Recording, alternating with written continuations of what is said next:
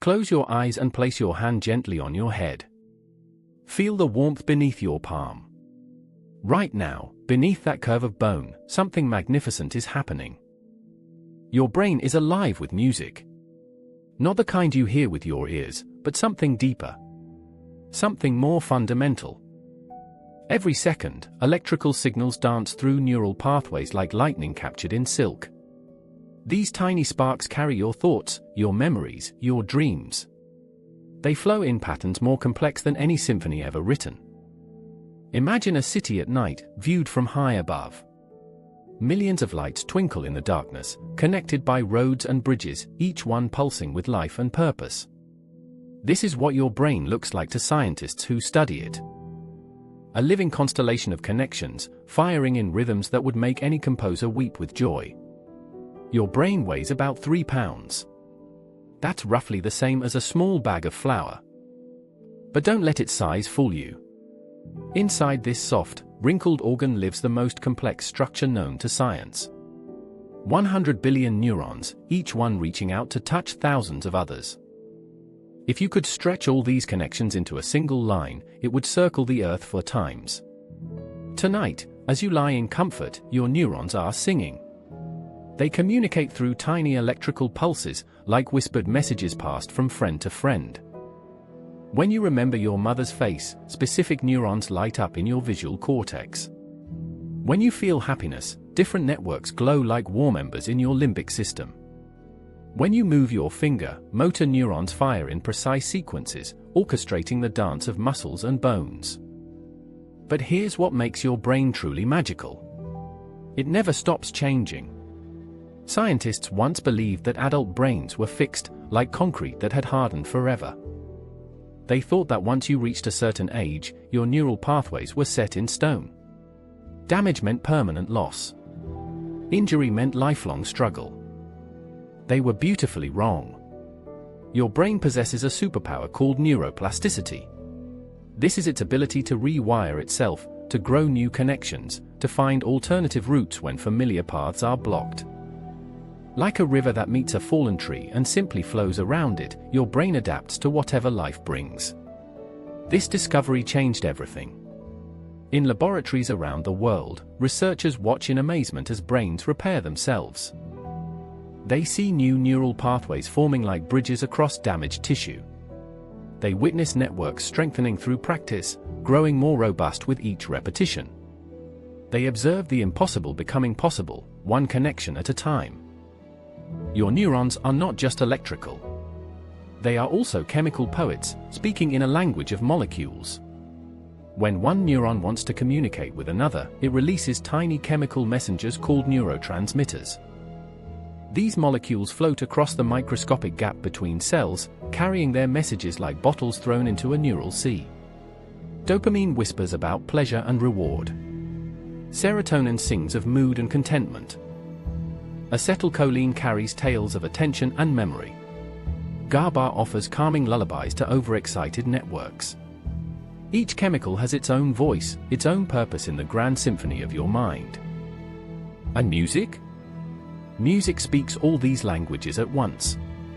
When melodies enter your ears, they don't stay put. Sound waves become electrical signals that race through your auditory nerve like messages of joy. These signals scatter throughout your brain, lighting up regions you never expected. Your motor cortex taps along with the rhythm. Your emotional centers swell with the harmony. Your memory networks begin to dance. Music is one of the few human experiences that activates almost every part of your brain simultaneously. It's like turning on every light in a house at once, creating a warm glow that touches every corner of your neural landscape. This is why music feels so powerful, so essential to being human. It speaks your brain's native language. It matches the electrical rhythms that have been pulsing through neural networks since before you were born. When you hear a melody, your brain recognizes it as kin. Scientists have discovered something remarkable about musical brains. People who play instruments, who sing, who immerse themselves in melody, have thicker neural networks in certain regions. Their brains build extra highways to handle all that beautiful complexity. Musicians' minds are like cities with more bridges, more connections, more ways for information to flow. But you don't need to be a professional musician to benefit from music's magic. Your brain responds to melody whether you've had lessons or not. Whether you can carry a tune or not. Whether you play an instrument or simply listen with wonder. Every time you experience music, you're exercising your neuroplasticity. You're encouraging your brain to form new connections, to strengthen existing pathways, to become more flexible and resilient. Music is like a gentle workout for your neural networks, keeping them strong and adaptable. This matters more than you might realize. Because sometimes life interrupts the music. Sometimes strokes steal away speech. Sometimes accidents damage the pathways that control movement. Sometimes illness disrupts the networks that hold our memories. In these moments of darkness, when familiar neural roads are blocked or broken, your brain's capacity for change becomes a beacon of hope. And music? Music might just be the key that unlocks your mind's incredible ability to heal itself. As you settle deeper into rest tonight, your brain continues its quiet work. Consolidating memories from today. Preparing for tomorrow. Maintaining the delicate balance of chemicals and electricity that makes you who you are. But something else is stirring in the depths of your neural networks. Something that researchers are only beginning to understand. A connection between melody and healing that runs deeper than anyone imagined. In hospitals and rehabilitation centers around the world, damaged brains are learning to sing again. Picture a forest path you've walked 1,000 times. Every root, every bend, every overhanging branch is familiar to your feet. You could walk this path with your eyes closed, trusting the memory held in your muscles and bones. Now imagine that path blocked by a fallen tree. This is what happens when brain injury strikes. The neural pathways you've relied on for decades suddenly become impassable. The roots that carried your words, your movements, your memories, are interrupted by damage that arrives without warning. A blood clot forms in a tiny vessel deep within your brain. Oxygen stops flowing to that small region. Within minutes, the cells there begin to struggle, then weaken, then fall silent. This is a stroke, and it can happen to anyone, at any time. The aftermath feels like waking up in a foreign country where you don't speak the language. Sarah was a teacher who loved to read aloud to her students. She could recite poetry from memory, her voice rising and falling with the rhythm of verses she'd known since childhood. Then, one Tuesday morning, a stroke stole her words. She knew what she wanted to say. The thoughts formed clearly in her mind.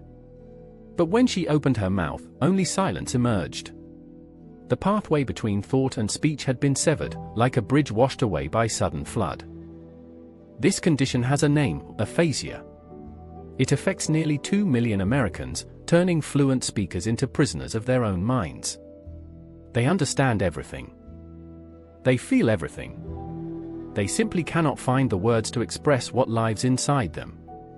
But Sarah's brain held a secret weapon. Deep in the neural networks that had fallen silent, something was stirring. Her brain began to explore alternative routes, like a river searching for new channels when the main course is blocked. This process happened so quietly that even she couldn't feel it. Neuroplasticity doesn't announce itself with fanfare. It works in whispers, in microscopic changes that accumulate over time like snowflakes building into drifts. When brain cells die, they cannot be replaced. This is a hard truth that medicine has had to accept. Unlike skin or bone, neurons do not regenerate. The cells that are lost to stroke or injury are gone forever. But your brain is far more clever than a simple replacement system. Instead of rebuilding what was lost, it rewires what remains. Healthy neurons near the damaged area begin to sprout new branches, reaching out like vines searching for sunlight. These new connections bypass the injured region entirely, creating alternate pathways for information to flow. Think of it as a city rebuilding after an earthquake. The main highway may be destroyed, but smaller roads can be widened. Side streets can become thoroughfares. New bridges can span the gaps where old ones fell. This rewiring takes time. Months. sometimes years. But it happens, slowly and steadily, guided by an intelligence that exists in every cell of your nervous system. The process accelerates when you challenge your brain, when you practice the skills that stroke has stolen. Every attempt to speak, every effort to move, every try at remembering sends signals through your neural networks. These signals strengthen the new pathways, making them more reliable, more permanent. Recovery is not about getting back to where you were. It's about finding new ways to be who you are. Maria discovered this after a car accident damaged her motor cortex. She had been a pianist, her fingers dancing across keys with the grace of water flowing over stones. After her injury, her right hand became clumsy, unreliable. The precise neural control she'd spent decades developing was gone. But something remarkable happened in her rehabilitation.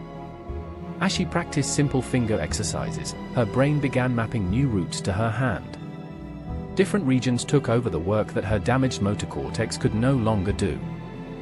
Slowly, carefully, she learned to play again. Her music sounded different now. The technical perfection was gone, replaced by something more fragile, more human. But it was still music. It was still hers. The brain's ability to reorganize itself extends far beyond individual recovery stories. Scientists studying neuroplasticity have discovered that our minds are constantly changing, constantly adapting, throughout our entire lives. Every new skill you learn creates fresh neural pathways. Every memory you form strengthens certain connections while allowing others to fade. Your brain is never the same from one day to the next, never the same from one moment to the next.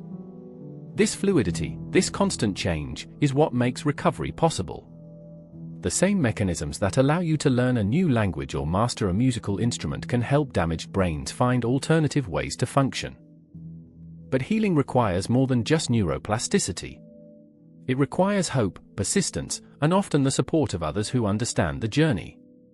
In rehabilitation centers, stroke survivors work with therapists who have dedicated their lives to understanding how broken brains can mend. These healers know that recovery is not just about rewiring neurons.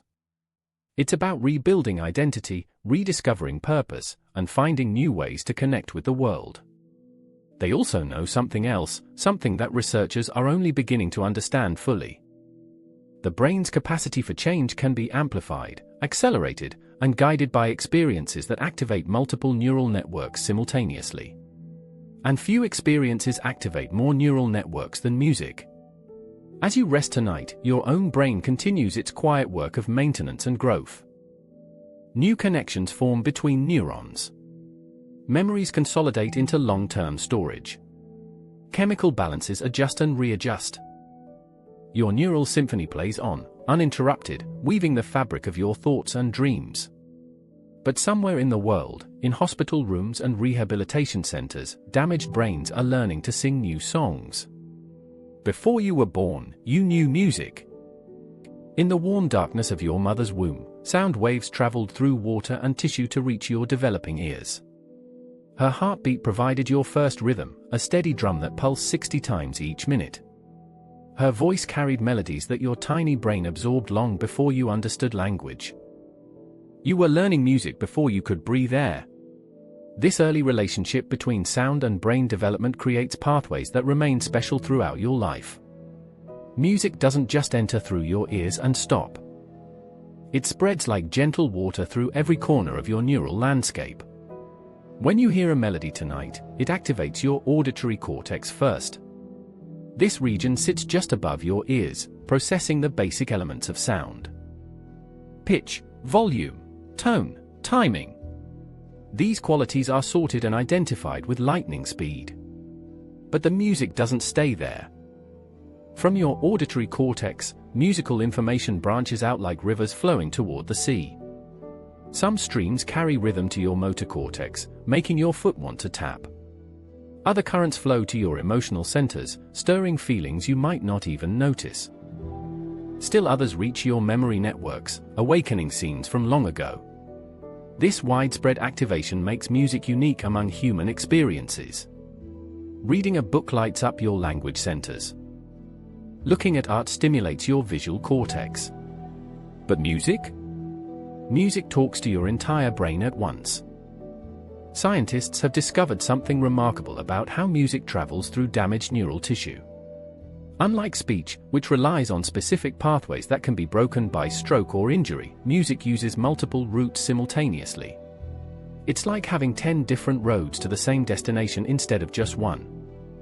When Sarah lost her ability to speak after her stroke, her language pathways were severed. The bridge between thought and word had collapsed. But her musical pathways remained intact, undamaged, and ready to carry information in ways that speech no longer could.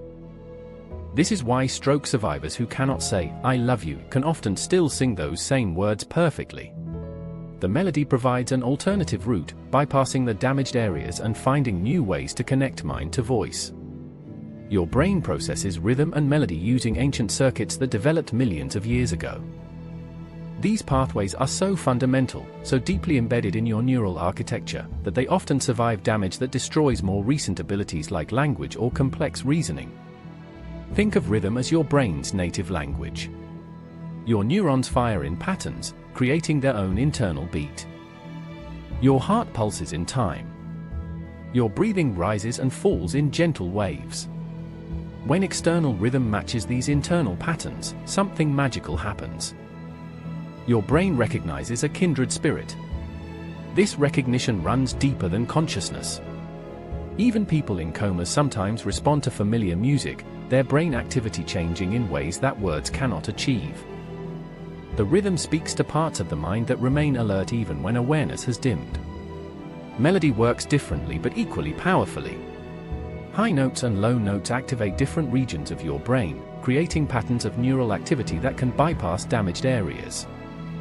A simple tune becomes a neural detour, carrying information around obstacles that would stop ordinary communication. Dr. Sarah Chen, a music therapist in Boston, watches this bypass system work every day. She sits with stroke patients who have lost the ability to speak, and she hums simple melodies. Often, their damaged brains find ways to hum along, reconnecting mind to voice through pathways that words cannot access. The healing power of music extends beyond just stroke recovery. In pediatric hospitals, children with brain injuries listen to melodies that help their developing neural networks find new routes to growth. Young brains are especially good at rewiring themselves, and music provides a scaffold for this reconstruction.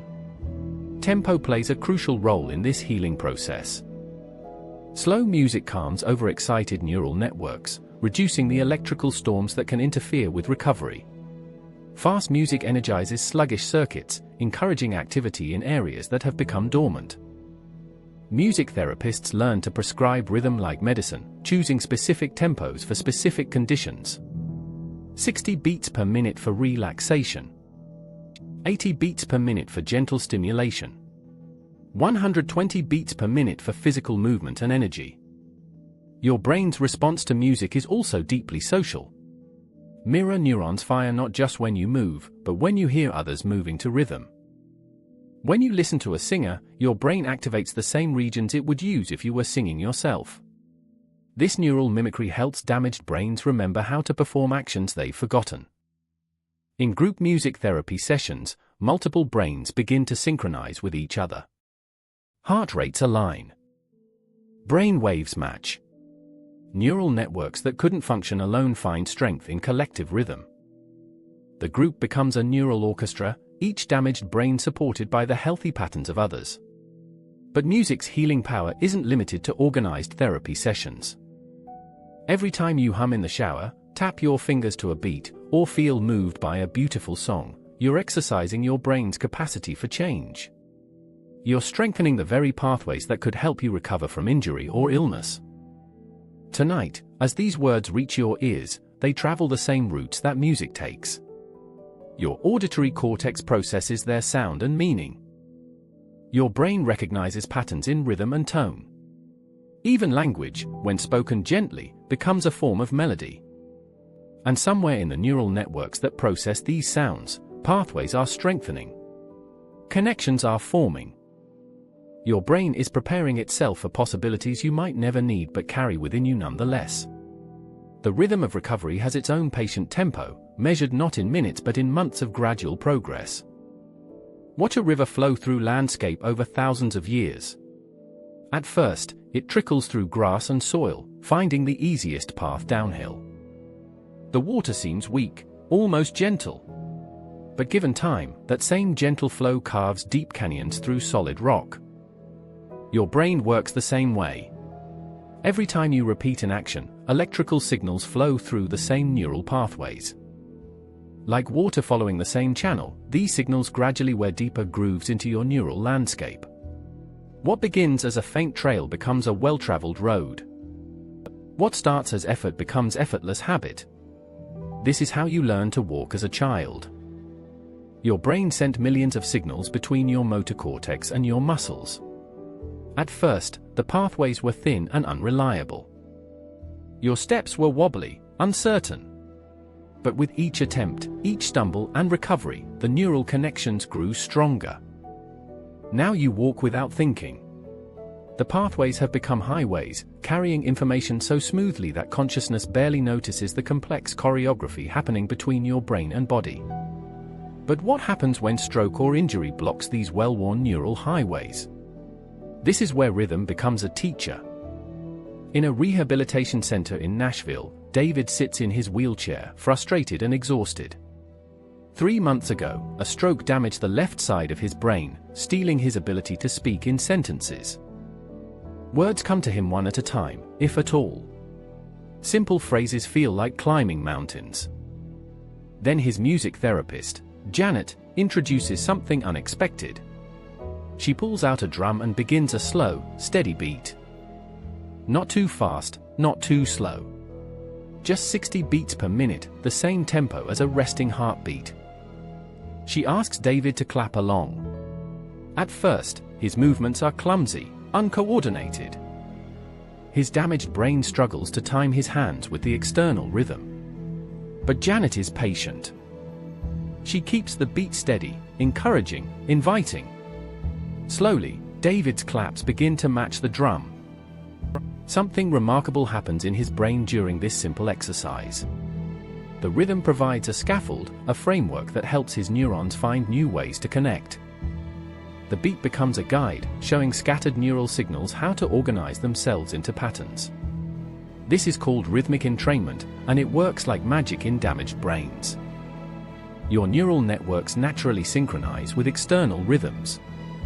When you hear a steady beat, millions of neurons begin firing in time with that pulse. This synchronization helps coordinate different brain regions, encouraging them to work together even when their usual connections have been disrupted. For David, the drum beat becomes a bridge between intention and action.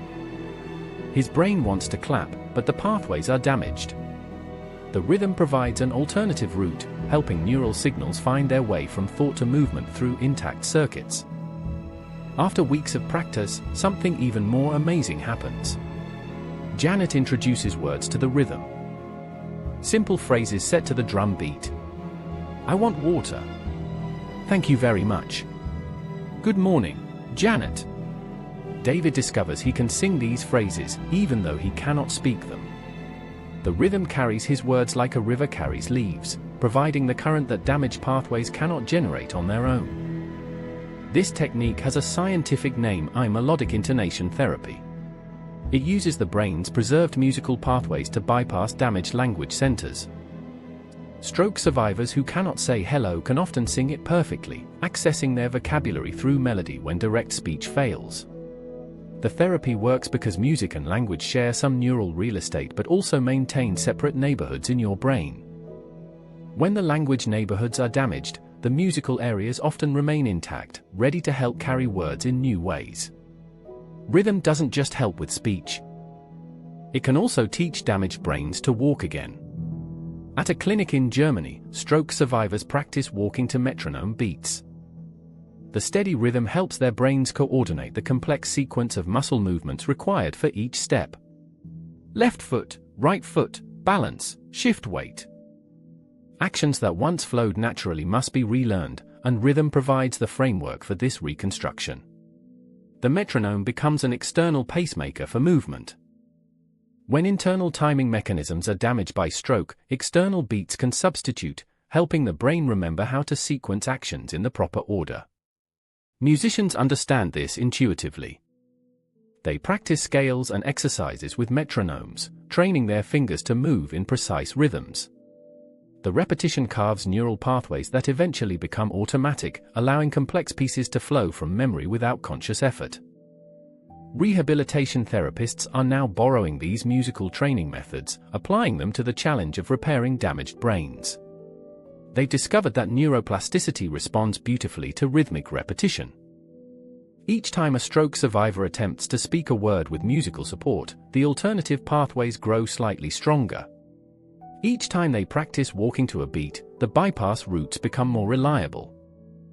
Like that river carving its canyon, repetition gradually transforms possibility into reality. The process requires patience.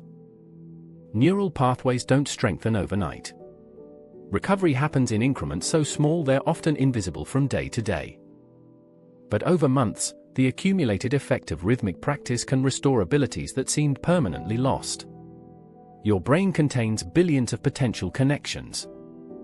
Most of them lie dormant, unused pathways waiting for the right circumstances to activate. Injury creates those circumstances, forcing your neural networks to explore alternatives they might never have needed otherwise.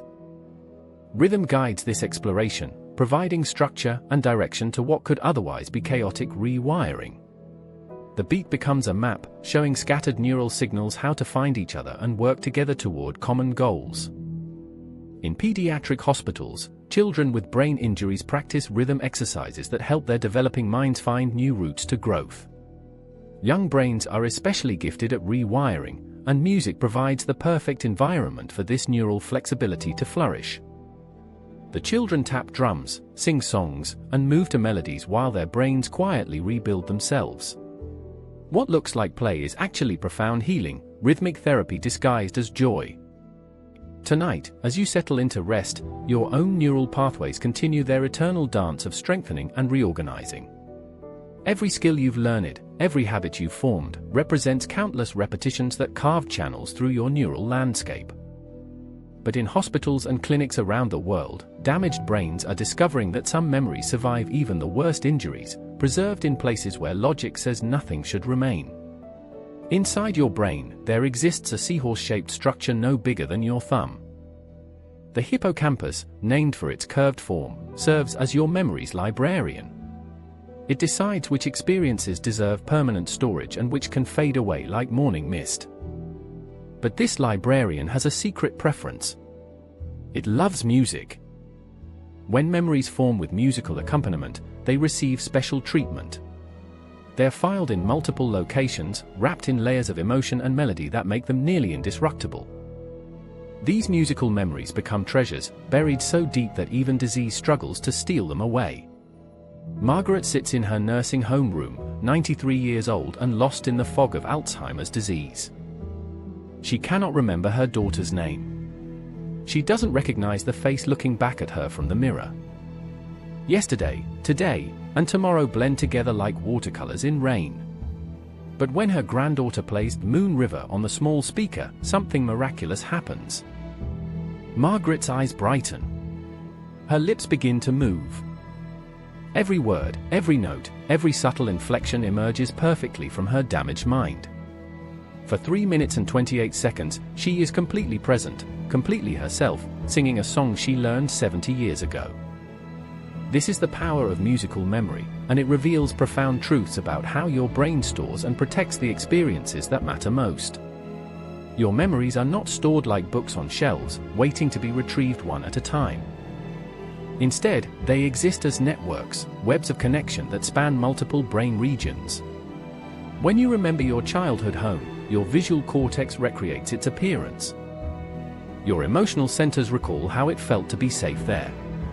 Your motor cortex might even activate the muscle memories of running up those familiar stairs. Musical memories are especially rich because they engage so many brain areas simultaneously. When you learn a song, your auditory cortex processes the melody. Your language centers work on the words.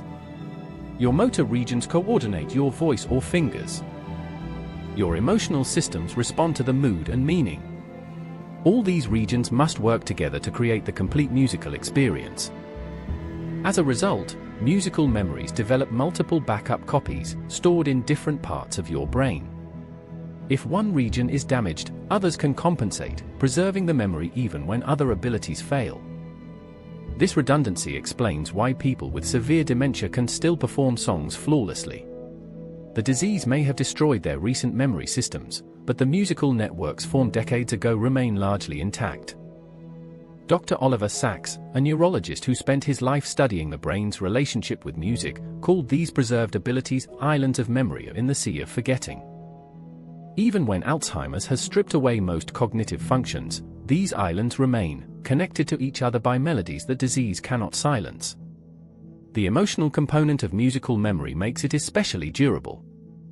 Your brain prioritizes experiences that carry strong feelings, filing them with extra care in multiple locations.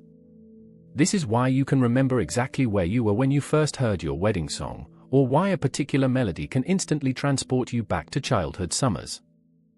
These emotion-linked memories live primarily in your limbic system, a collection of brain structures that includes your hippocampus, amygdala, and other regions responsible for feeling and remembering.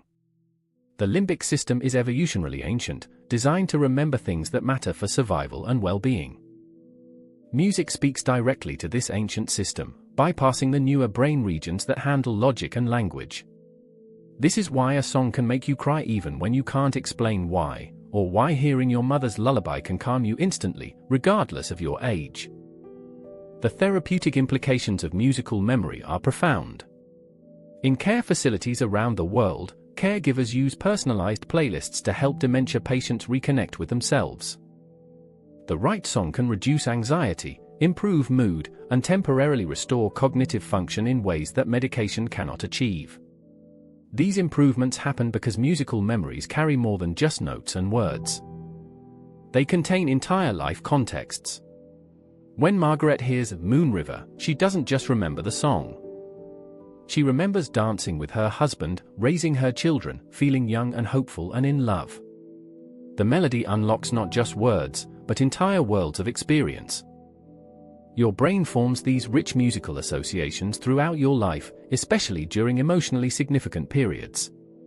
The songs you loved as a teenager often remain vivid forever because adolescence is when your identity crystallizes. The music playing during major life events becomes permanently linked to those experiences. This is why hearing an old song can be like opening a time capsule. Suddenly you're 16 again, or newly married, or holding your first child. The musical memory doesn't just recall the past, it briefly recreates it, allowing you to experience those feelings as if they were happening now. Scientists studying musical memory have discovered that different types of songs are stored in different ways. Simple melodies with repetitive patterns, like folk songs or lullabies, seem especially resistant to memory loss. These songs embed themselves deeply in neural pathways, becoming almost automatic responses that survive even severe brain damage. Complex musical pieces, like classical symphonies, engage more sophisticated brain networks. Musicians who have spent years learning these pieces often retain their ability to play them even after strokes or other injuries have affected their speech or movement. The musical memory guides their fingers even when conscious control is compromised. The preservation of musical abilities in damaged brains has led researchers to explore whether music can serve as a bridge to other memories. If musical pathways remain intact, perhaps they can be used to access experiences that seem permanently lost. Early studies suggest this might be possible. Playing familiar songs while teaching new information sometimes helps both healthy and damaged brains form stronger memories. The musical framework provides structure, like a scaffold that supports memory formation even when other systems are failing. As you rest tonight, your own musical memories are being quietly maintained, the melodies of your life preserved in neural networks that span your entire brain. But there are people whose musical memories must rebuild themselves after trauma, learning to carry words again through the healing power of familiar songs. Imagine waking up tomorrow morning with all your thoughts intact, but no way to speak them. Your mind works perfectly. You understand everything people say to you. You have opinions, feelings, memories, dreams. But when you open your mouth to share these treasures, only silence emerges. This is the world that Robert entered after his stroke. He was a newspaper editor, a man whose life revolved around words. He crafted headlines, shaped stories, turned complex ideas into clear sentences that readers could understand. Language was his tool, his art, his identity. Then, at age 58, a blood clot blocked an artery in the left side of his brain. The region that transforms thoughts into speech fell silent.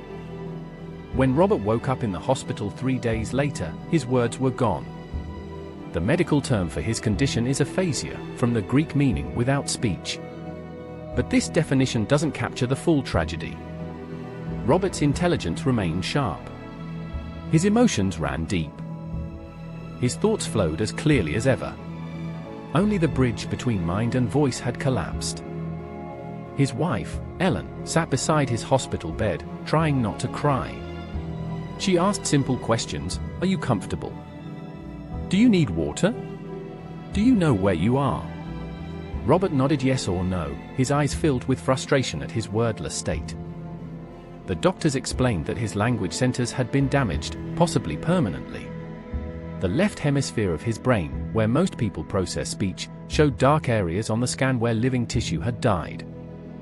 They spoke of rehabilitation, of learning to compensate, of adjusting expectations. But they also mentioned something else. A therapy that used music to unlock damaged brains. Dr.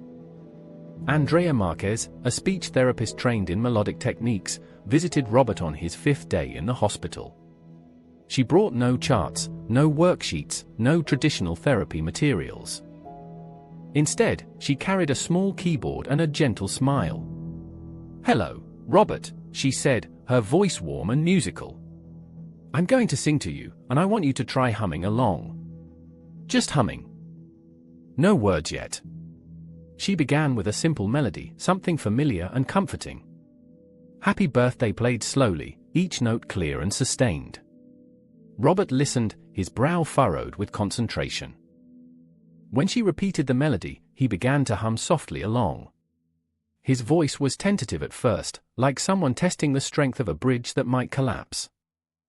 But the notes emerged clean and true. His musical pathways, protected by their location in the right side of his brain, had survived the stroke intact. This is the miracle that researchers have discovered about stroke and music. Your brain processes language primarily in the left hemisphere, but musical abilities are distributed across both sides of your mind. When stroke damages the left side, the right side often remains unharmed, ready to carry information in ways that speech cannot. Dr. Marquez understood this neurological reality. Over the following weeks, she taught Robert to transform his thoughts into song. Simple phrases at first, "I want water," sung to a basic melody. "Thank you very much," carried by a gentle tune.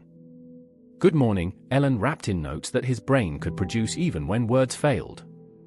The technique, called melodic intonation therapy, works by engaging the undamaged right hemisphere of the brain.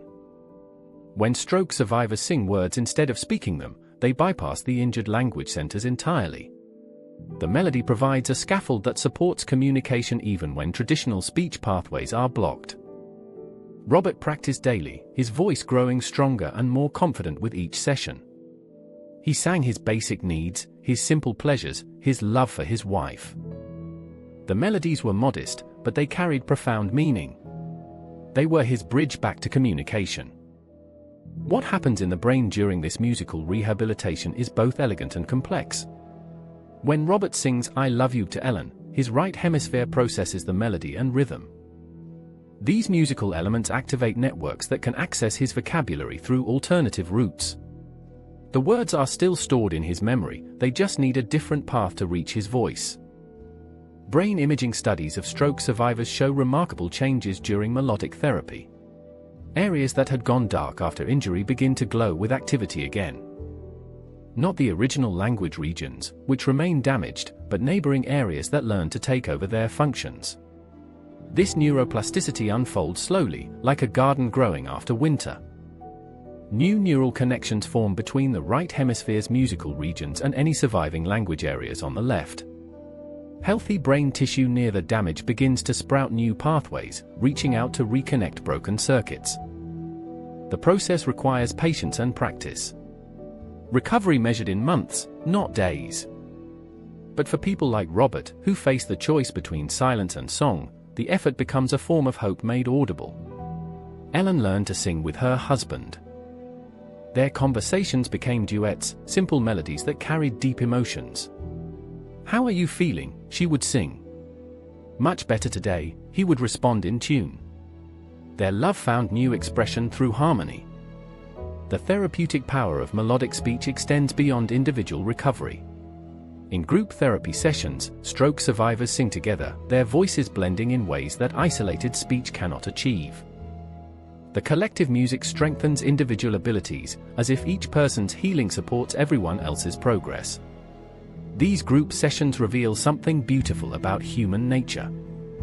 People who have lost their primary means of communication discover they can still harmonize, still create beauty together, still express their humanity through shared melody. Children adapt to melodic therapy even more quickly than adults. Young brains, with their remarkable plasticity, often show dramatic improvements when musical pathways are used to rebuild damaged language networks. The same neural flexibility that allows children to learn multiple languages helps them find alternative routes to communication. But the healing power of musical speech isn't limited to therapy sessions. Many stroke survivors discover that humming helps them access words throughout their daily lives. A gentle melody becomes their key to unlocking thoughts that would otherwise remain trapped in silence. Some learn to sing entire conversations, developing personal musical languages that families and friends begin to understand. Others use melody as a bridge, singing words first and then gradually transitioning to speech. The music provides confidence, a safe passage between thought and expression. Tonight, as you rest in the comfort of your intact language abilities, stroke survivors around the world are practicing their musical voices. They hum themselves to sleep, knowing that tomorrow brings another chance to sing their thoughts into existence. But movement, like speech, can also disappear suddenly when brains are damaged, leaving bodies frozen in ways that rhythm might gently thaw. Deep in your brain, there exists a tiny cluster of cells called the substantia nigra. In Latin, this means black substance, named for the dark pigment these neurons carry. Though small, this region serves as your body's internal conductor, orchestrating the smooth flow of movement that you take for granted every day. These cells produce dopamine, a chemical messenger that helps coordinate motion. When you decide to reach for a glass of water, dopamine carries the signal that transforms intention into action. It smooths the pathway between thought and movement, making every gesture feel natural and effortless. But sometimes, for reasons science doesn't fully understand, these precious neurons begin to die. Harold was 72 when he first noticed his left hand trembling while reading the morning newspaper. The shaking was subtle at first, barely noticeable. But over months, it grew stronger. His handwriting became smaller. His steps grew shorter. Simple tasks like buttoning his shirt became monumental challenges. The diagnosis was Parkinson's disease, a condition that affects nearly 1 million Americans. The dopamine-producing cells in Harold's substantia nigra were slowly disappearing, taking with them his body's ability to move smoothly through the world. Parkinson's creates a cruel paradox. Your mind remains sharp and aware, but your body becomes a reluctant partner. You know exactly what you want to do, but the signals from brain to muscle arrive weak and uncertain. Walking becomes a conscious effort. Standing up requires planning. Even smiling can become difficult when facial muscles refuse to obey. Harold's wife, Patricia, watched her husband of 45 years transform into someone who moved like he was underwater. His confident stride became a shuffle. His animated gestures turned into stillness. The man who once danced with her at their daughter's wedding now struggled to rise from his chair. But something remarkable happened during Harold's first visit to a Parkinson support group. The meeting was held in a community center basement, fluorescent lights casting harsh shadows on folding chairs arranged in a circle. About 20 people sat quietly, most showing the telltale signs of the disease: tremor, stiffness, the mask-like expression that comes when facial muscles lose their flexibility. Then the music therapist, Maria, entered with a small speaker and pressed play. The opening notes of "In the Mood" filled the room, that familiar big band swing that had accompanied so many dances, so many celebrations, so many moments of pure joy. The rhythm was infectious, irresistible, calling to something deeper than conscious thought. Harold felt his foot begin to tap. Around the circle, other feet joined in. Hands that had been trembling steadily found the beat and moved with it. Bodies that had been frozen in their chairs began to sway. Within moments, the room was alive with movement that seemed impossible just seconds before. This is the Parkinson's paradox that has fascinated scientists for decades. People whose internal rhythm has been disrupted by disease can suddenly move with grace and precision when external music provides the beat they're missing. Your brain contains multiple timing systems, like having several different clocks running simultaneously. The dopamine-rich circuits damaged by Parkinson's control internal rhythm, the automatic beat that guides normal movement. When these circuits fail, your body loses its natural metronome. But music engages different timing networks, pathways that often remain intact even as Parkinson's progresses. These alternative circuits can substitute for the damaged ones, providing external rhythm to replace the internal beat the disease has stolen. The effect is immediate and dramatic. Harold, who had shuffled slowly into the meeting, found himself standing and swaying to the music. His movements were fluid, confident, joyful. For those few minutes, Parkinson's released its grip on his body. This phenomenon occurs because rhythm activates your motor cortex through multiple pathways. The steady beat provides predictable timing cues that help damaged brains coordinate movement sequences. Instead of relying on failing internal signals, your nervous system can lock onto external rhythms and use them as guides. Physical therapists working with Parkinson's patients have learned to harness this musical magic. They create exercise programs set to carefully chosen tempos, helping people practice walking, reaching, and balancing with musical support. The external beat becomes a crutch for the internal rhythm that no longer functions properly. Studies show that people with Parkinson's walk faster, with longer strides and better balance when moving to rhythmic music. Their freezing episodes, moments when the body simply refuses to move, occur less frequently with musical accompaniment. The beat literally liberates them from their neurological prison. The type of music matters. Fast rhythms can sometimes overwhelm damaged circuits, causing more confusion than help. Moderate tempos, around 120 beats per minute, seem most beneficial. This matches the natural pace of healthy walking, providing a rhythm template that injured brains can follow. But the benefits extend beyond just physical movement. Dancing, even simple swaying to music, activates emotional centers that release natural mood-lifting chemicals. People with Parkinson's often struggle with depression as their mobility decreases. Music provides both physical and emotional medicine, addressing multiple symptoms simultaneously. Harold began attending weekly dance sessions specifically designed for people with Parkinson's. The group met in a church hall, where couples moved together to carefully selected songs. Some participants used walkers or wheelchairs, but all found ways to connect with the rhythm. Patricia learned to be Harold's dance partner again, adapting their movements to accommodate his condition while celebrating the grace that music could still unlock in his body. They discovered that slow waltz tempo was perfect for his gait, helping him walk more smoothly even outside of dance sessions. The social aspect of musical movement proves equally healing. Parkinson's can be an isolating disease, as physical limitations make social activities more challenging.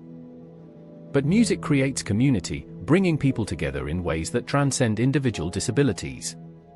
In these group sessions, tremors become percussion instruments. Stiff movements find their own unique rhythm. Everyone participates at their own level, supported by the collective beat that makes individual struggles feel less burdensome. Research suggests that regular musical movement may even slow Parkinson's progression. Physical exercise is known to protect remaining dopamine neurons, and rhythmic movement provides motivation for exercise that pure physical therapy cannot match. Tonight, as you move easily through your evening routine, Harold and thousands like him prepare for sleep knowing that tomorrow will bring another chance to dance with their disease rather than simply endure it. But music's healing power reaches beyond adult brains to touch the developing minds of children whose neural networks are still learning how to grow. 7-year-old Emma loved to dance.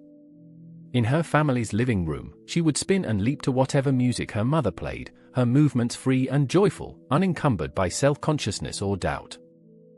Her brain was still building itself, forming millions of new connections each day as she learned and grew. Then came the accident. A moment of inattention, a car that ran a red light, and Emma's world changed forever.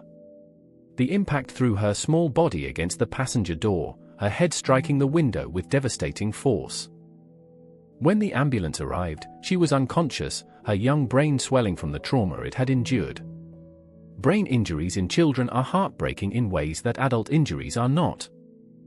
A child's mind is still writing its story, still discovering what it can become. When that process is interrupted, the future itself hangs in the balance. But children's brains also possess something that adult minds have largely lost: extraordinary plasticity. Your brain reaches its peak flexibility during childhood. Until about age 12, neural networks remain remarkably adaptable, ready to reorganize themselves in response to new experiences. This plasticity, which allows children to learn languages effortlessly and master complex skills with astonishing speed, becomes their greatest asset when injury strikes. Emma spent 3 weeks in a coma. Her parents, Michael and Sarah, took turns holding her hand, reading stories, playing her favorite songs. They had been told that familiar voices and music might help stimulate her healing brain, even though she couldn't respond. The science supporting this advice runs deep. Even unconscious minds continue processing sound. Music activates widespread neural networks, encouraging electrical activity in regions that might otherwise remain dormant. For a brain struggling to heal, these gentle stimulations can guide recovery in ways that medication cannot. When Emma finally opened her eyes, the celebration was brief. The accident had damaged her motor cortex, the brain region that controls movement. Her right side remained paralyzed, unresponsive to her frustrated attempts to move. The dancing child was trapped in a body that would no longer obey her wishes. But Dr. Jessica Rodriguez, a pediatric music therapist, saw possibility where others saw limitation. Children's brains are like gardens after rain, she explained to Emma's parents. Everything is ready to grow. We just need to plant the right seeds. The therapy began simply. Emma lay in her hospital bed while Dr. Rodriguez played gentle melodies on a small keyboard. She encouraged Emma to hum along, to tap her left fingers to the rhythm, to move whatever parts of her body still responded to her commands. At first, Emma resisted.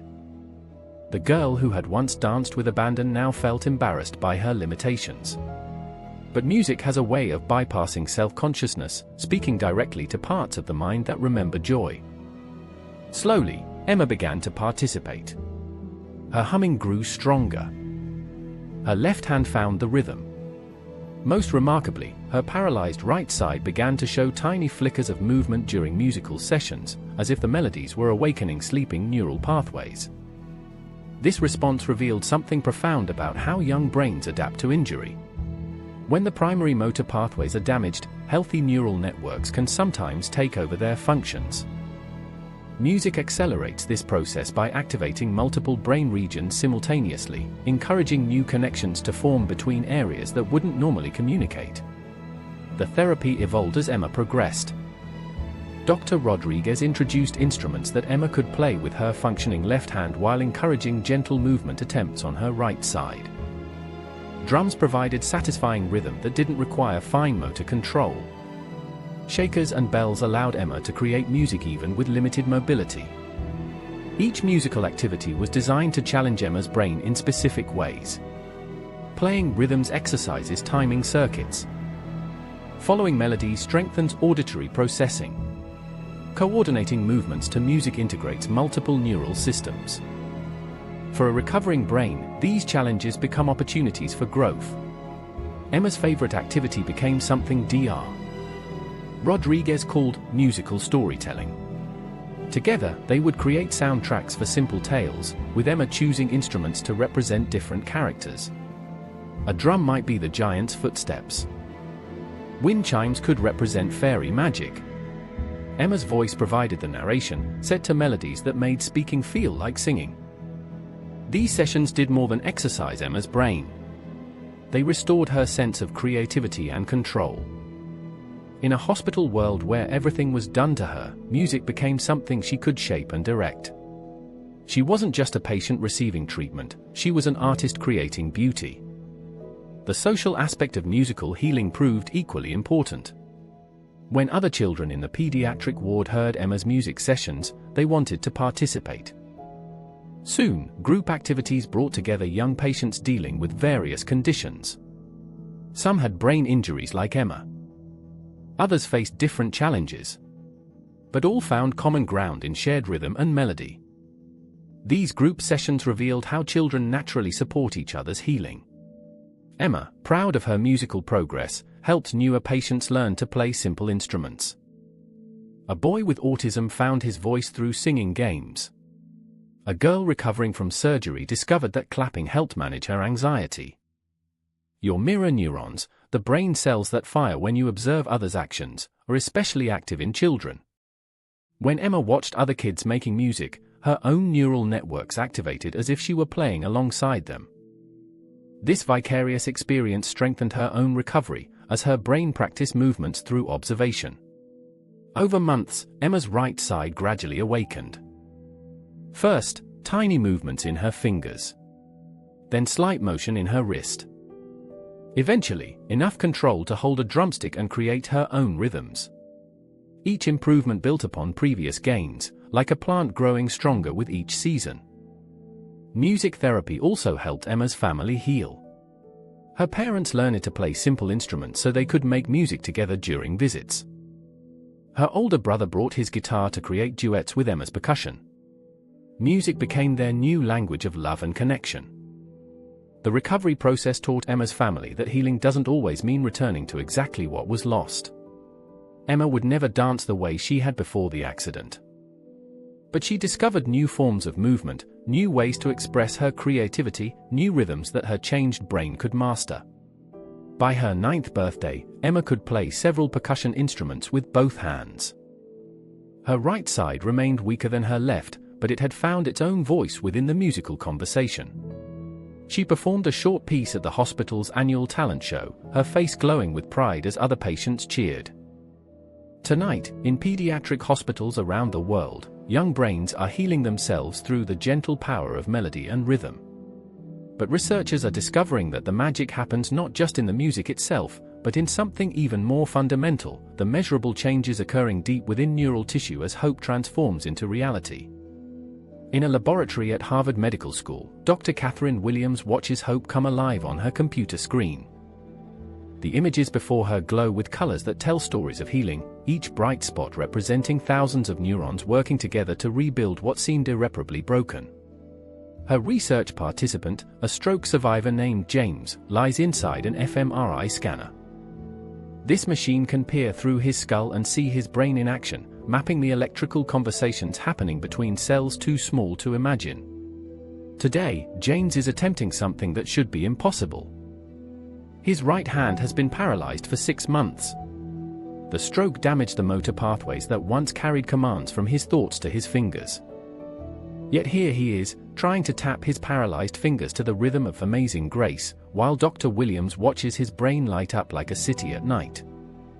The scanner reveals something extraordinary. Even though James's hand cannot move, his brain is blazing with activity.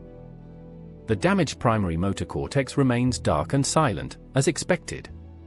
But surrounding areas glow with increasing brightness, showing neurons reaching out like vines seeking sunlight, searching for new ways to connect. This is hope made visible. Not the abstract emotion, but the measurable biological process of a brain refusing to accept limitation. When you experience hope, your neural networks literally reorganize themselves. The feeling isn't just psychological comfort, it's a biochemical signal that activates growth factors, proteins that encourage neurons to sprout new branches and form fresh connections. Hope, it turns out, is medicine for your mind. Dr. Williams has been studying musical neuroplasticity for 15 years, using advanced brain imaging to understand how melodies help damaged minds heal. Her research reveals that music doesn't just distract from disability or provide emotional comfort. It actively rewires neural circuits, creating alternative pathways that bypass damaged tissue. The process begins at the molecular level. When James listens to familiar music and imagines moving to its rhythm, his brain releases a cocktail of healing chemicals. BDNF, brain-derived neurotrophic factor, acts like fertilizer for neural growth. Dopamine rewards the effort, encouraging his brain to repeat the attempt. Endorphins provide natural pain relief and mood elevation. These chemicals work together to create an environment where new neural connections can flourish. It's like preparing soil for a garden, providing all the nutrients needed for new growth to take root and spread. The fMRI images show this growth happening in real time. Areas of James's brain that were never involved in hand movement begin to activate during music therapy sessions. His premotor cortex, which normally helps plan movements, starts developing direct connections to his spinal cord. His right hemisphere, typically less involved in fine motor control, begins taking over functions from the damaged left side. Each session builds upon the previous one. Neural pathways that fired together during musical exercises grow stronger through repetition. Like hiking trails that become clearer with use, these alternative routes become more reliable, more automatic, more capable of carrying the complex signals required for movement. Dr. Williams can track this progress week by week. Early brain scans show scattered, weak activation. But as musical therapy continues, the patterns become more organized, more focused, more purposeful. The brain is literally learning new ways to be itself. The music provides crucial scaffolding for this neural reconstruction.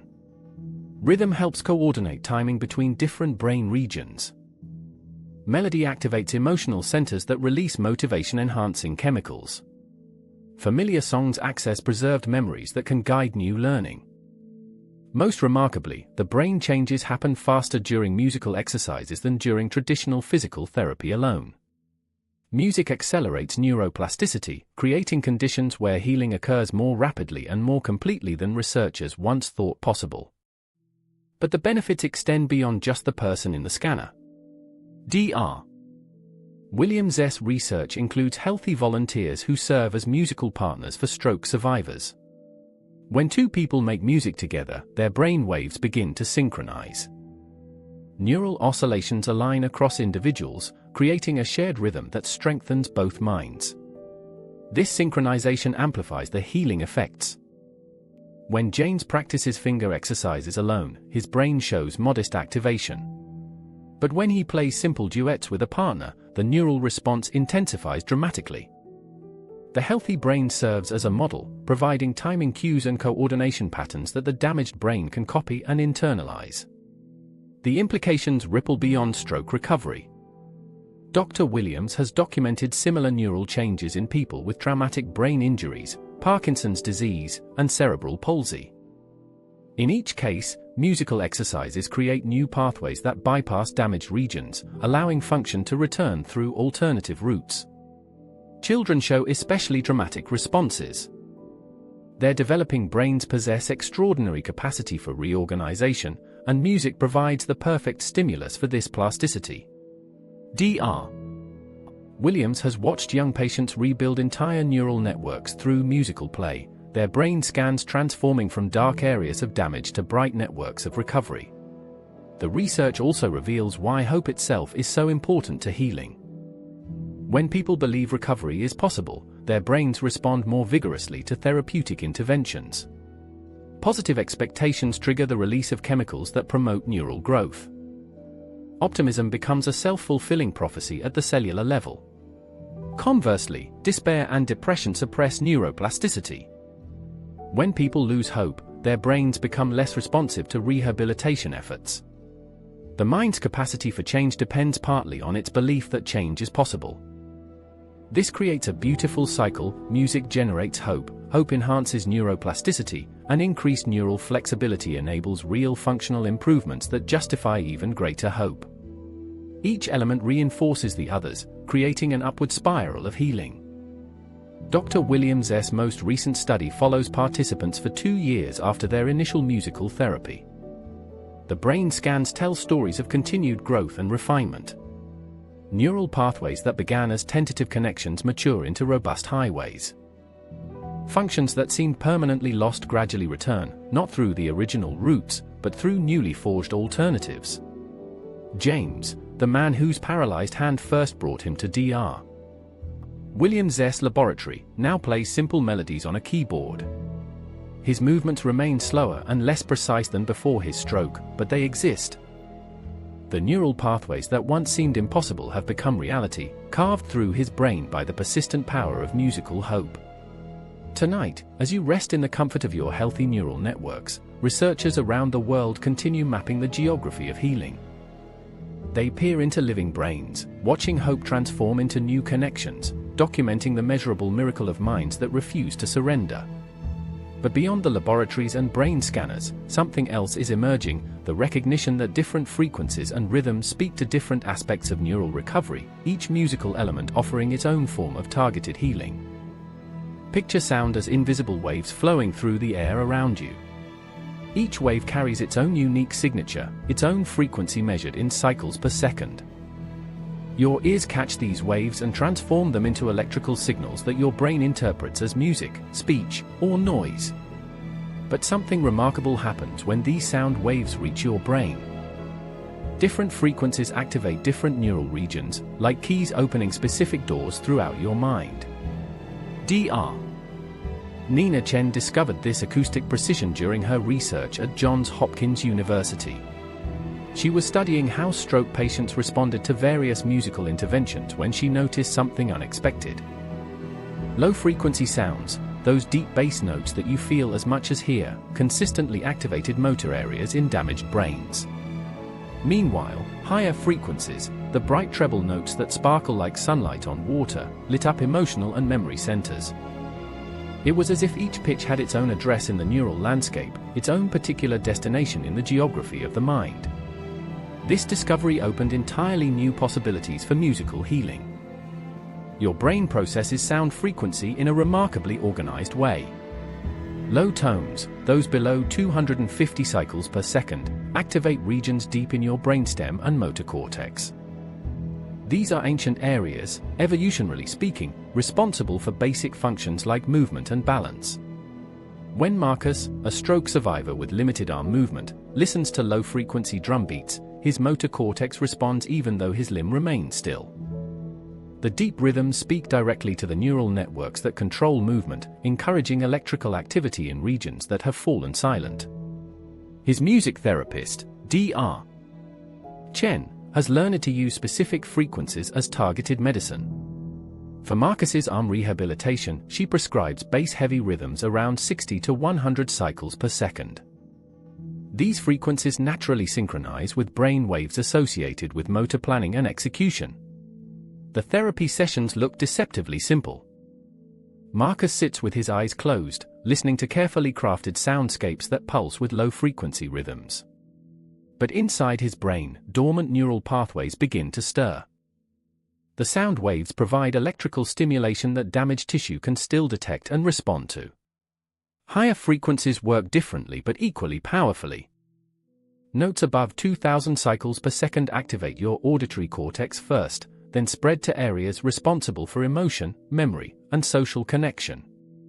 These bright sounds can unlock feelings and memories that seem otherwise unreachable.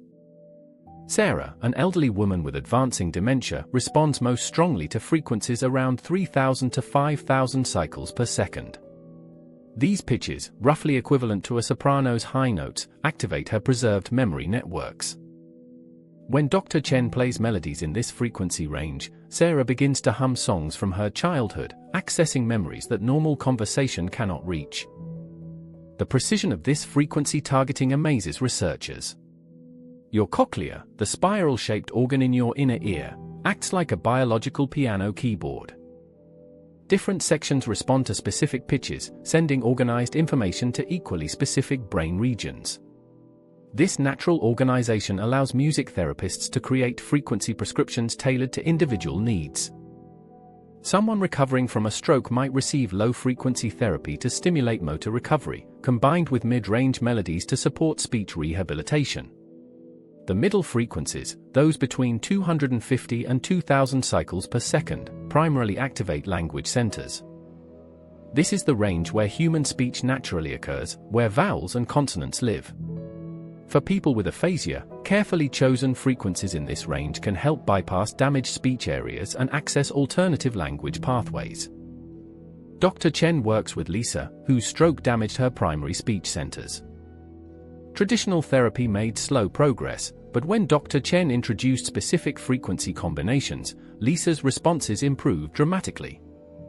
Frequencies around 500 cycles per second helped her access preserved vocabulary. Higher pitches around 1,500 cycles per second supported sentence formation. The therapy involves more than just listening. Lisa practices speaking while certain frequencies play in the background. The sound waves provide neural scaffolding, supporting her efforts to rebuild speech patterns. Her voice literally rides on the musical frequencies, using them as a bridge between thought and expression. Children's brains show especially dramatic responses to frequency-specific therapy. Their neural networks remain flexible, ready to reorganize around whatever stimulation they receive most consistently.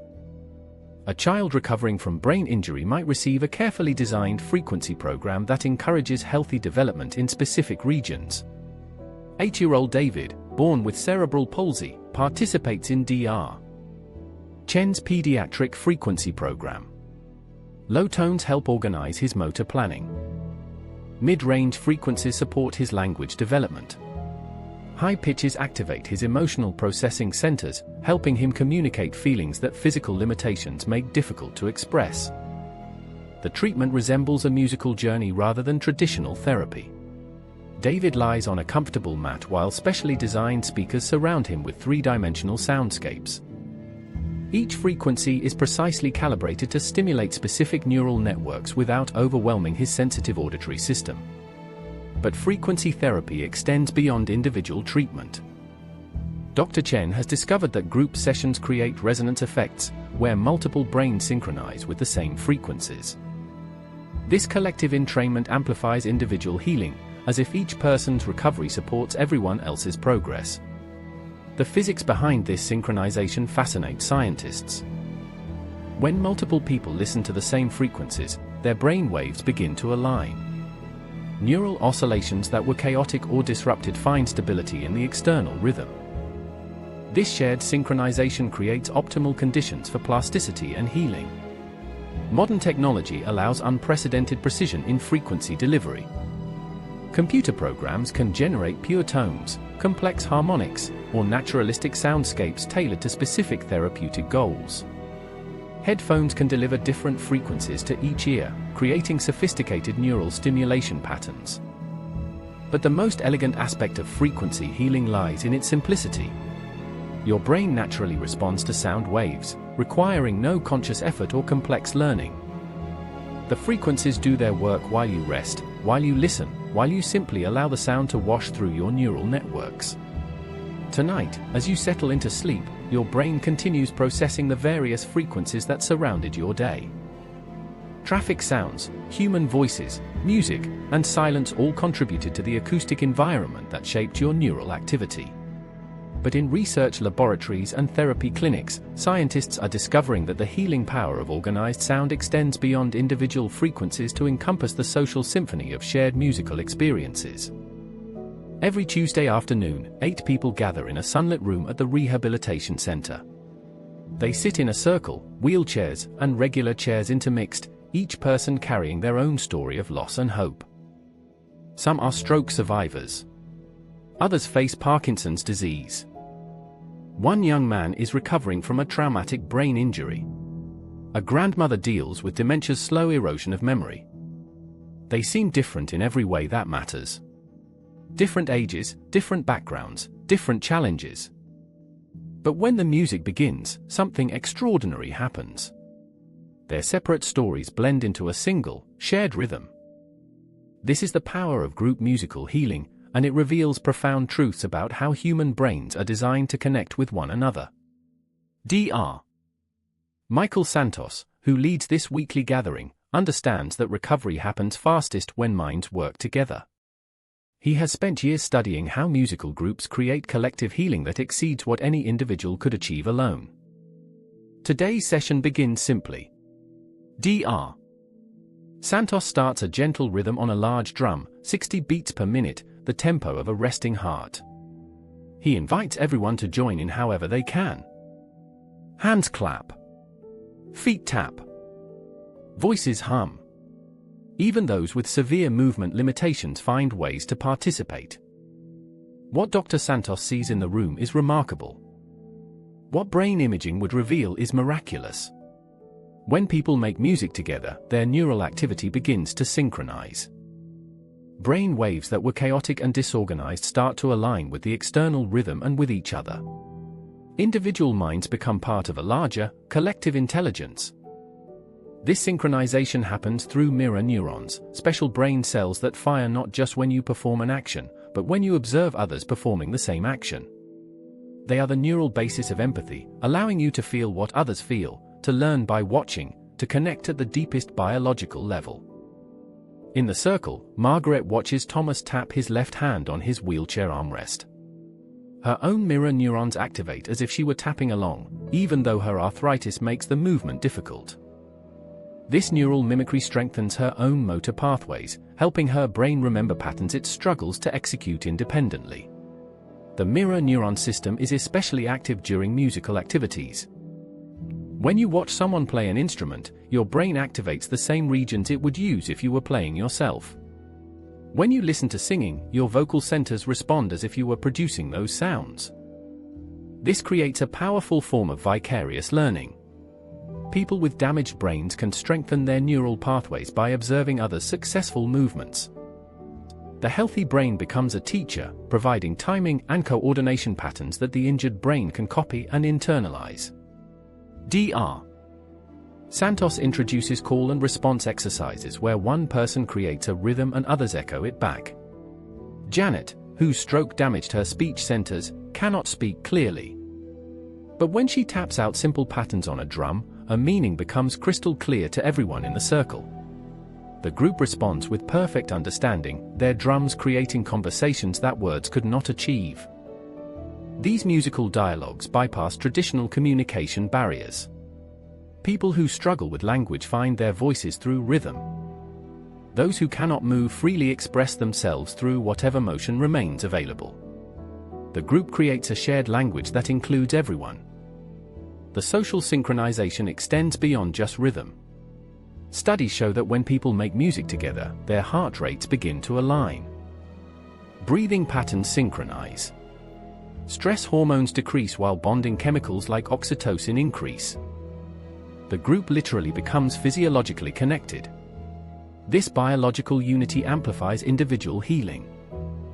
When Robert attempts to move his paralyzed arm during a group drumming exercise, he is supported not just by the external rhythm but by the collective neural activity of 8 synchronized brains. The group's healthy patterns help stabilize his damaged circuits. Children in group music therapy show especially dramatic responses. Their developing brains are incredibly sensitive to social cues, and musical groups provide rich environments for neural growth. Young patients who make little progress in individual therapy often flourish when surrounded by peers making music together. The competitive element disappears in these musical communities. There is no right or wrong way to participate, no perfect performance to achieve. Success is measured by connection, by the joy of shared creation, by the simple act of contributing to something larger than oneself. Dr. Santos watches as the group naturally organizes itself into complementary roles. Some provide steady rhythms. Others add melodic elements. A few contribute harmonic support. Without discussion or planning, they create a musical ecosystem where each person's contribution enhances everyone else's experience. This organic organization mirrors how healthy brains work internally. Different regions specialize in specific functions while maintaining constant communication with each other. Group music therapy allows damaged brains to experience this kind of coordinated teamwork externally, providing a model for internal reorganization. The emotional benefits prove equally important. People facing serious health challenges often feel isolated, different, broken. But in the musical circle, these feelings dissolve. Everyone struggles. Everyone has limitations. Everyone contributes to the collective healing. Laughter becomes part of the medicine. When someone misses a beat or creates an unexpected sound, the group embraces the imperfection as part of the music. These moments of shared joy release endorphins that reduce pain and improve mood naturally. Regular participation in group music therapy creates lasting changes. Brain scans of long-term participants show enhanced connectivity between regions, increased activity in areas responsible for social bonding, and improved overall neural organization. The benefits extend beyond therapy sessions. Group members often form friendships that provide ongoing support. They attend each other's medical appointments, celebrate recovery milestones, and maintain connections that strengthen their individual healing journeys. As tonight's session draws to a close, Dr. Santos leads the group in a gentle cool-down rhythm. Heart rate slow. Breathing deepens. The synchronized energy that filled the room gradually settles into peaceful individual awareness. But the connection remains. Each person carries home not just their own healing, but the strength drawn from 7 other minds that shared their rhythm, witnessed their struggle, and celebrated their progress. Tomorrow will bring new research, new technologies, new possibilities for musical healing that we can barely imagine today. In a laboratory at MIT, a woman named Anna moves her prosthetic hand with her thoughts. The robotic fingers curl and extend in perfect rhythm to Bach's air on the G string.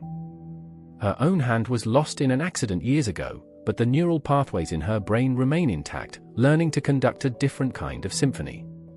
This is tomorrow's music therapy, arriving today in research labs around the world. Dr. Elena Vasquez, who leads this groundbreaking research, watches as Anna's brain signals flow through tiny sensors into the artificial limb. The prosthetic responds not just to her intentions, but to the musical patterns that help organize her neural commands. The melody provides structure, timing, and grace to movements that technology alone cannot achieve. Anna closes her eyes and lets the music guide her prosthetic fingers across a keyboard. Simple melodies emerge, each note a triumph of human will merged with artificial precision. Her brain has learned to think in musical patterns, translating emotional expression into mechanical motion through the power of rhythm and melody. This fusion of music and technology represents just one pathway into a future where sound becomes medicine in ways we are only beginning to imagine. Across the country, researchers are exploring how virtual reality environments enhanced with therapeutic music can accelerate recovery from brain injuries. Patients wearing special headsets find themselves in beautiful, three-dimensional worlds where their movements create music, where their progress triggers harmonious rewards, where healing becomes an immersive art form. These virtual spaces allow impossible things to become possible. A stroke survivor who cannot walk in the real world can run through digital forests where each step creates a musical note. The brain, convinced by the virtual experience, begins rewiring itself to support the movement it believes it is performing. Dr. James Liu's laboratory in California focuses on an even more futuristic application, using artificial intelligence to compose personalized healing music.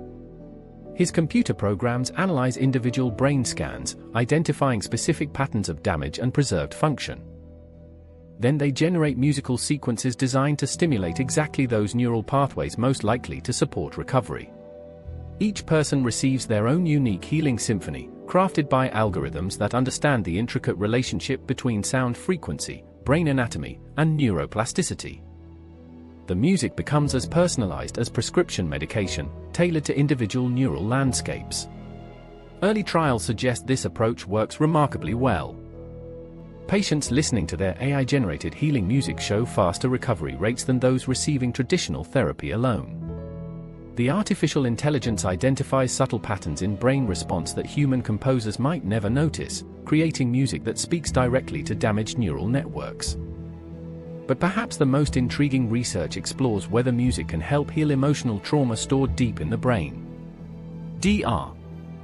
Sarah Brennan's work with military veterans suggests that specific musical interventions can help process memories that traditional therapy struggles to reach. Veterans with post-traumatic stress disorder often carry memories frozen in time, trapped in neural circuits that replay trauma without resolution. Dr. Brennan has discovered that certain musical experiences can help these memories flow again, allowing them to be processed, integrated, and eventually healed. Her treatment involves creating musical narratives that parallel the veteran's experience without directly confronting traumatic memories. A soldier who survived an explosion might listen to compositions that begin with chaos and gradually resolve into peace. The music provides a safe pathway for the brain to practice processing difficult emotions. The therapy works because music accesses emotional memories through pathways that bypass conscious resistance. While talking about trauma can trigger defensive responses, listening to carefully chosen melodies often allows healing to begin at levels deeper than thought. Children's hospitals are exploring how musical environments can support healthy brain development in premature infants. Babies born too early miss crucial weeks of auditory development that normally occurs in the womb. Researchers are creating artificial wombs of sound, using mothers' heartbeats and filtered melodies to provide the acoustic nutrition that developing brains require.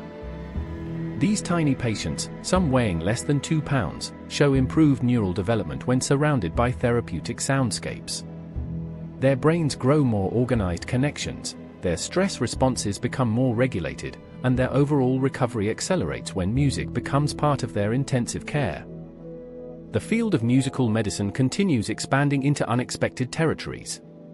Scientists are investigating whether rhythm can help regulate immune system function, whether harmony can influence genetic expression, whether melody can guide the formation of new blood vessels in damaged tissue. Each discovery reveals new layers in the relationship between sound and healing. Music, it seems, speaks not just to neurons but to every system in your body. Vibrations that begin as air pressure waves somehow translate into cellular changes, molecular movements, and biological transformations that science is still working to understand. Artificial intelligence researchers are even exploring whether machines can learn to appreciate music in ways similar to human brains. These experiments might eventually lead to AI systems that can compose healing music not just by analyzing data, but by understanding the emotional and spiritual dimensions that make music so powerful for human recovery. The implications stretch beyond individual healing. If we truly understand how music rewires brains, perhaps we can design acoustic environments that enhance learning, reduce violence, or promote social harmony. The same neural principles that help stroke survivors regain speech might someday help societies heal from collective trauma. Tonight, as you settle into rest, researchers around the world continue their patient work of mapping the connections between sound and healing. They peer into brain scanners, analyze neural responses, and slowly build the knowledge that will transform tomorrow's medicine. Your own brain, healthy and whole, continues its nightly maintenance routines. Memories consolidate. Toxins clear. Neural pathways strengthen or fade based on the day's experiences. The same plasticity that allows damaged minds to heal also enables your healthy brain to grow and adapt continuously. In sleep, your mind becomes a laboratory of its own, experimenting with new connections, testing different patterns, preparing for whatever tomorrow might bring. The dreams that flow through your resting consciousness may be your brain's own form of music therapy, processing the day's experiences through the mysterious rhythms of sleep. And somewhere in the quiet spaces between sleeping and waking, between science and wonder, between what we know and what we are still discovering, the eternal symphony of healing continues to play its gentle, transformative song.